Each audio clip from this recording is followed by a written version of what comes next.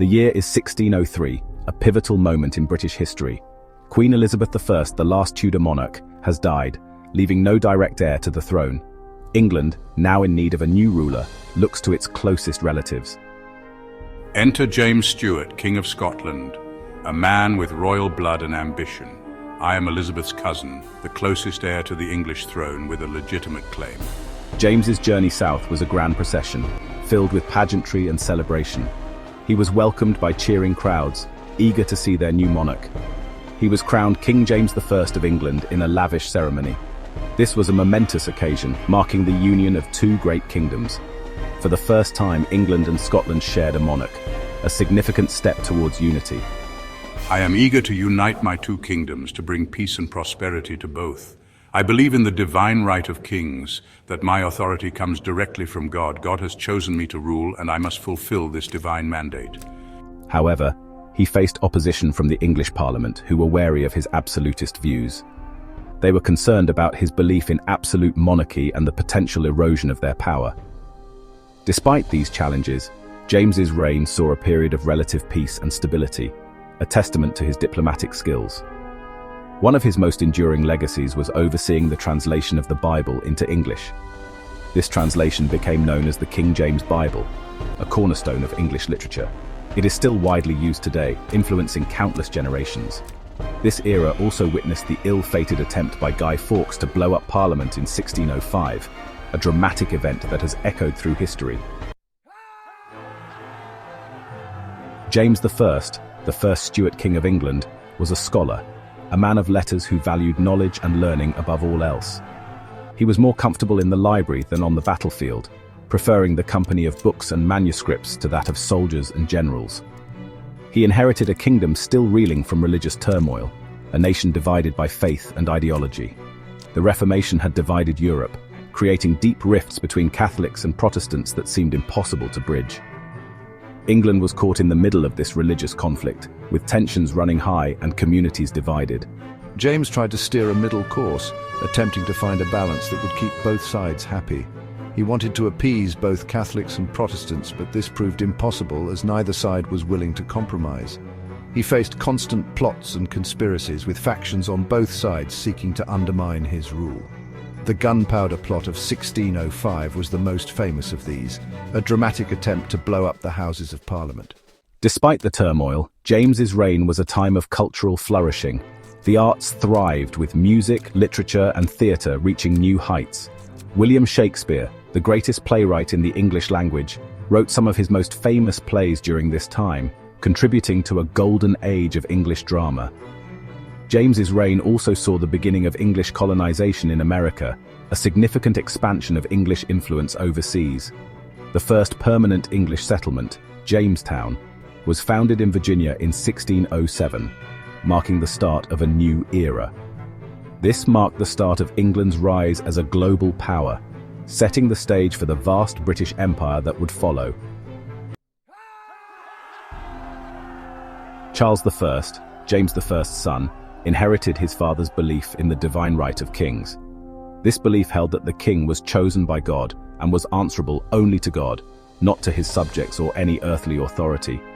But unlike his father, Charles was not content with mere scholarship.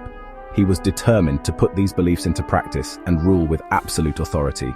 He wanted to rule as an absolute monarch, with no checks on his power. This brought me into direct conflict with Parliament. They saw my actions as a threat to their own power and the rights of the people. They are determined to assert their rights and limit my power. We clashed over taxes, religion, and foreign policy. Each side was unwilling to compromise, leading to a growing rift. Charles dissolved Parliament several times, each time hoping to rule without their interference. He tried to rule without them, relying on his own advisors and decrees. This only made matters worse, as public unrest grew and opposition to his rule became more vocal. Tensions finally boiled over in 1642, when both sides could no longer find common ground. The English Civil War erupted, pitting the king's forces against those loyal to Parliament. The king's forces, the Royalists, fought against the forces of Parliament, the Parliamentarians. Both sides were determined to win at any cost. This was a bloody and brutal conflict that tore the nation apart, leaving devastation in its wake. The war lasted for 7 years, with numerous battles fought across the country in all seasons. It ended in the defeat and capture of Charles I, who was taken prisoner by the parliamentarian forces. He was put on trial for treason, a charge that shocked the nation and the world. This was a shocking event, as never before had an English monarch been subject to the law in this way. The trial was dramatic and unprecedented, setting a new precedent for the accountability of rulers. In 1649, Charles I was found guilty of treason and beheaded. This sent shockwaves throughout Europe. It marked the end of the monarchy, at least for a while. England became a republic, known as the Commonwealth. The Commonwealth was led by me, Oliver Cromwell, a brilliant military leader. I am a Puritan. I enforce strict moral codes. Theaters are closed. Christmas celebrations are banned. It was a time of great upheaval and social change. Cromwell ruled as Lord Protector until his death in 1658. His son Richard succeeded him, but he was a weak ruler. The army soon seized control. The country was in turmoil again. Many people yearned for the stability of the monarchy. They were tired of Puritan rule. In 1660, the stage was set for the return of the Stuart Dynasty. Section 6. James II and the Seeds of Revolution. When Charles II died in 1685, his brother James II became king. James was a Catholic. This was a problem for many in England.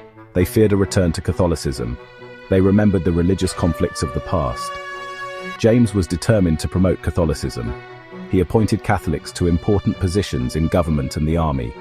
He even tried to force universities to admit Catholic students and faculty. Parliament was outraged.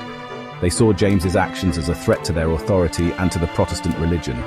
They began to look for a way to remove him from power. Their opportunity came in 1688. James's wife, Mary of Modena, gave birth to a son. This was a Catholic heir to the throne. It was the final straw for many Protestants. They decided to take action. Section 7. A Glorious Revolution. William and Mary ascend.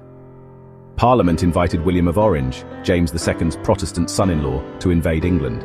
William landed with an army in November 1688. James II, abandoned by many of his supporters, fled to France. This bloodless coup became known as the Glorious Revolution. William and his wife, Mary, James II's daughter, were crowned joint monarchs of England in 1689. The Glorious Revolution was a turning point in English history. It established the supremacy of Parliament over the monarchy. It also confirmed England's commitment to Protestantism. William and Mary agreed to a Bill of Rights. This document guaranteed certain rights and freedoms to English citizens. It is still considered one of the most important documents in British history. Section 8. Queen Anne, the last Stuart. When William III died in 1702, his sister-in-law, Anne, became queen. Anne was the last of the Stuart monarchs. She was a Protestant. She was determined to uphold the Protestant settlement established by the Glorious Revolution. Anne's reign was marked by war. England fought against France in the War of the Spanish Succession. The Duke of Marlborough, a brilliant military commander, led English forces to victory.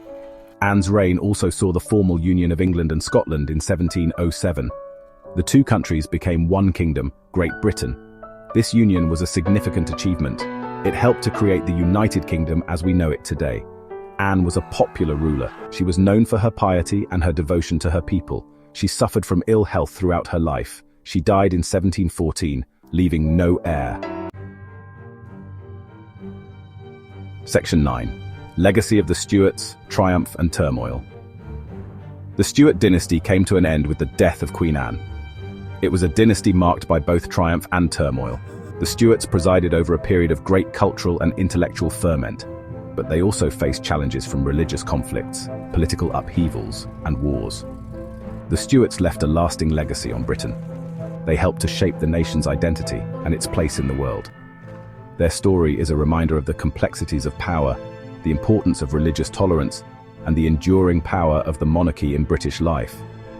From the union of the crowns to the English Civil War, from the Restoration to the Glorious Revolution, the Stuarts left an indelible mark on British history. Their story continues to fascinate and inspire us today.